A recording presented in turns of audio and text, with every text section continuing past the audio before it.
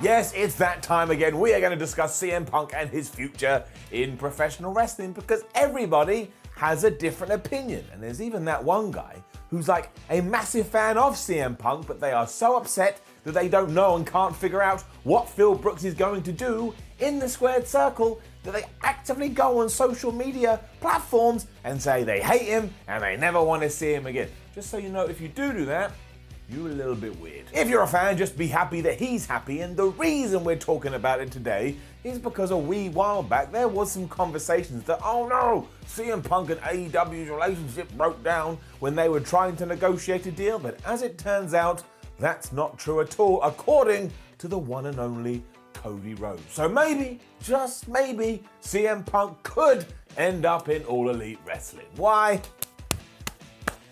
Here's why.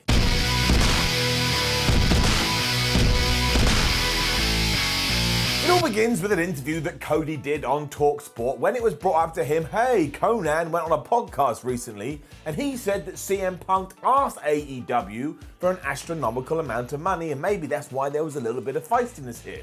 But according to the man himself, maybe that's not the case. Because in Cody's own words, he says, as far as the CM Punk negotiations go, everyone heard the famous "he got a text message from us." Yeah, of course there were negotiations, and he did ask for a great amount of money, and Punk is worth a great deal of money. But you also have to, and this isn't speaking to Punk specifically, but a lot of people think that these wrestlers are running this company. They're controlling all the finances, and that's not true at all. I did a bit of paraphrasing there at the end. But he went on because he let us know in that situation, the negotiations, I don't think they ever got too serious. Doesn't mean they won't one day, but they never got entirely too serious. I think there is a good relationship there. I think I have a good relationship with Phil, and I believe Tony does too. And I'm not really sure when it comes to him, but it's not so much about the money, it's about, are you interested in doing this? Because the price tag becomes a lot more justifiable if you're genuinely interested in what we're doing and the high speed we are doing it at. Now, as we just touched upon, Cody made it very clear here that this wasn't all about just CM Punk, it is about anybody that they may happen to bring into the company, and I think that sounds great, because let's be honest, when it does come to finances and cash and money and Scrooge McDuck, we as the audience don't actually have to care about that. Like, it's a fun conversation to have, or did you hear how much money John Cena made? But as long as the product is good, and as long as we're invested, and as long as we're enjoying ourselves, you don't have to overthink it. Because it is all about the impacts that certain people can make, hence why, as a good example, we can talk about Hulk Hogan when he went to TNA. Now, I'm sure his intentions were very good, but if you were watching at the time, or if you go back in time and watch it now, there is just a little bit of a feeling that the Hulkster may have been there to collect a paycheck, and he wasn't really that interested in the direction the company could go in. So no one really benefited, and while it did make for some great headlines, did this actually help? I would dare to say, no. I mean, if it had, I don't think the promotion would be called Impact Wrestling now, would it? It would still be called TNA, which was a bad name to begin with. Punk, however, is different, and so is AEW, as wrestling still tries to catch up with this global pandemic, which, let's face it, has left both WWE, AEW, New Japan, Ring of Honor, Impact, all of these places, essentially to rewrite the template and go, well, we haven't got fans anymore, so what kind of show are we going to put on?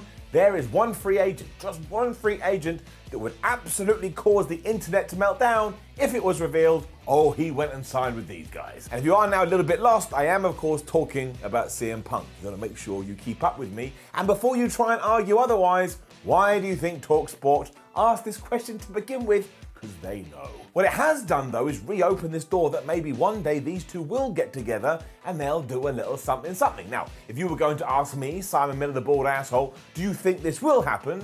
Unfortunately, I would reply in the negative. I just think CM Punk has so much going on in his life, and there's probably some part of him that goes, well, I can never live up to the expectations because everything's going to come into wherever I go and just change the landscape. I'm just going to sit on my couch in Chicago and enjoy everything I've done, and he's achieved so much already. But that's just my gut feeling. What gets me excited here and what made me want to make this video is this focus on creative. Now, despite my reservations, I would still love it if these two got together, but now we do know this isn't a WCW situation when AEW just has an open checkbook and you can write whatever figure you want on there and they'll bring you in, because why the hell not? You've got somewhat of a name and that's all we're looking for. No. It means that if All Elite Wrestling ever does enter troubled waters, it won't be because they went out there and hired the likes of Brutus the Barber Beefcake. Now that's nothing against Ed Leslie. The fact that we're still talking about him now proves that he went into the wrestling world and smashed it, but he was really only in World Championship Wrestling because he was best buddies with Hulk Hogan. That never works. Let's not pretend otherwise. That happens in all walks of life, but it ain't a good idea. And before you say anything, yes, it's fine to do this if you get some worth out of that, but in a year's time, it is going to be the 20th year since WCW died, and I think that sums up my point. What I'm saying is that a nostalgia run for Punk in AEW helps nobody. It's all about the opportunities that all of a sudden you have on your table, but you've got to be able to deliver on them. Otherwise, you're going to have an invasion situation. Remember what happened during the invasion? We all tried to enjoy it, but you're like, well, where's Goldberg? And where's Hulk Hogan? And where's Kevin Nash? And where's Scott Hall? And where's Sting? Where's flippin' Sting? If CM Punk walks into All Elite Wrestling tomorrow and pops up on Dynamite, you want to know that you are going to see him versus Kenny Omega, him versus Cody Rhodes, him versus Chris Jericho, him versus Jon Moxley, him versus Darby Allin. There's similarities there. Him versus, I don't know, you pick whoever the hell you want. Him versus Brian Cage, him versus Brody Lee. It can just go on and on and on, and should get people to go wank and put on their TV. That is not the sound of a television control. The idea of Punk over there is great, but there has to be a follow-up, and this is what Cody Rhodes is saying, and he is 100% correct. Stop it. You've now also got the naysayers that this would do nothing for business and a waste of time, and this is just the same old boring that people have to come out and shout just because they have nothing else to do. And look, Punk did galvanize the industry in 2011. Yeah. I know he didn't set ratings on fire. It's not like the next month they tripled in size, but he did get people more interested, even if it just came from brand awareness. I had old wrestling fans go, who's this CM Punk dude? I've just heard what he says. Is it real? Is it not real? I can't make it out. So there was a buzz, and buzz is what we need in wrestling more than anything after it got stolen away because we were told that fans can't go into the arena anymore. Again, that's a huge reason why numbers are going down.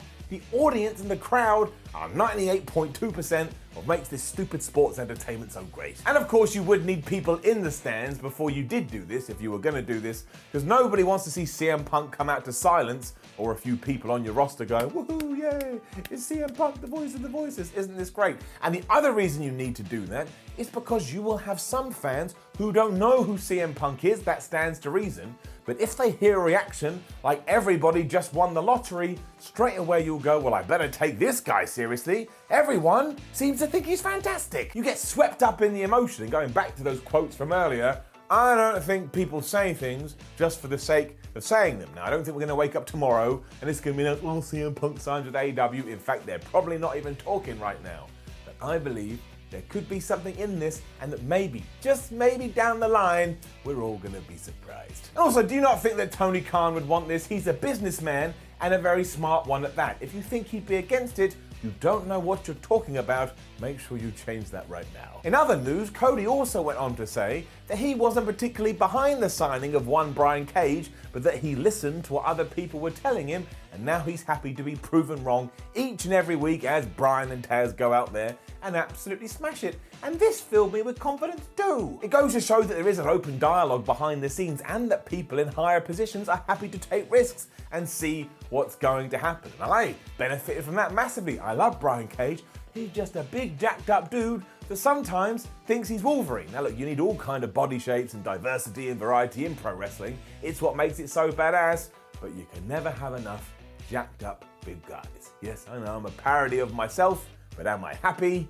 You bet your ass. Now, don't forget to leave a comment below, and yes, probably get really mad about CM Punk and AEW and what the future holds, but let's just try and treat it like a fantasy booking scenario. What the hell should we do? Then you hit the like button, you share the video, you subscribe to What Culture Wrestling. It's free, just go click. Then head over to whatculture.com, read yourself some articles, follow What Culture on Twitter, What Culture WWE, and read more videos. No, watch more videos here. You can't read the video on What Culture Wrestling. My name is Simon from What Culture. Thank you very much for watching. And do you know actually what my most, not necessarily anticipated, but the most intriguing match AEW could give me?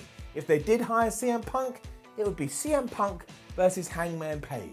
I can't figure it out. I think you could tell a really good story there, using what techniques, I don't know, maybe there's just somewhat of a similarity. Other than that, of course, him versus Kenny Omega. It's just one of those things that you never thought you'd actually see, you know? Like me with hair. Whenever I post a picture of me with hair, or someone sees a picture of me with hair, they lose their damn mind because they can't believe it. I want to see it so I can have that same kind of reaction. See you soon.